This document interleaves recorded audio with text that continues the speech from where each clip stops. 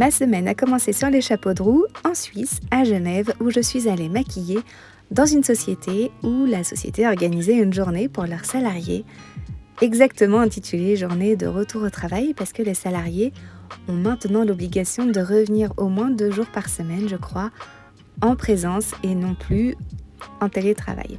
On m'a demandé beaucoup de fleurs, beaucoup de paillettes, beaucoup de maquillage un peu type festival. J'ai adoré cette journée. Et puis j'avoue que travailler en Suisse, ça fait vraiment longtemps que j'y étais pas allée, je crois à peu près depuis le Covid. Et c'est un vrai plaisir que de traverser Genève, c'est une ville que j'affectionne beaucoup. Il a ensuite été temps de préparer les bagages et d'emmener ma dernière fille emménager à Strasbourg. Strasbourg, c'est vraiment une ville que j'apprécie beaucoup. C'est la 3e fois que j'y vais cette année, en 2022, parce qu'il a fallu aller visiter son école. Ensuite, il a fallu trouver un appartement. Et ensuite, il a fallu donc l'emménager. Et c'est là qu'on se rend compte qu'on n'est pas vraiment déménageuse, on n'avait pas calculé. Bref, je vous passe ces détails. On en a profité pour faire un saut en Allemagne, à Kiel, et aller manger des bretzels. Rencontre au sommet avec Anaïs et Marie-Gaëlle, vraiment un chouette moment. Passage obligé chez NYX où je suis allée swatcher quelques nouveautés. D'ailleurs, tu peux t'attendre à une vidéo où je pourrai te parler plus en longueur des produits que j'ai vraiment appréciés. Quand je suis en déplacement, c'est toujours délicat de trouver un équilibre entre cette fameuse vie pro et cette fameuse vie personnelle. J'estime être la même personne. Je suis professionnelle et personnelle tout à la fois. Et du coup, il faut toujours expliquer qu'il me faut un moment pour travailler, un moment pour facturer, un moment pour faire des devis, un moment pour parler avec mes clients, un moment pour trouver de l'inspiration, un moment pour lire, un moment pour écrire, un moment pour faire les vidéos. Bref, j'ai besoin d'avoir ce temps où que je sois. Et je crois que dans ma famille, tout le monde le comprend. Je ne peux pas dire que j'ai de la chance que tout le monde le comprenne parce que j'ai toujours fait en sorte, mais c'est vrai que c'est quand même rentré dans les mœurs et chacun comprend qu'il faut du temps pour développer une entreprise.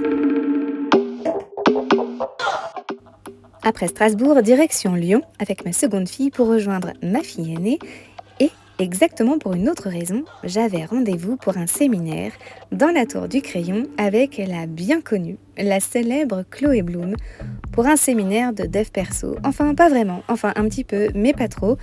C'est en tout cas la teneur de son discours, c'est-à-dire oui, c'est du dev perso, mais non, on va pas parler de trucs un peu bullshit. Donc 32e étage de cette fameuse Tour du Crayon où un panorama inégalable sur Lyon s'offrait à moi. On est en vie, on a la chance d'être en vie, il y a plein... Alors là, attention, on arrive dans le quart d'heure perché. Il y a plein d'entités qui n'ont pas eu la chance, ou en tout cas qui n'ont pas fait le choix de s'incarner en tant qu'humain. D'accord ?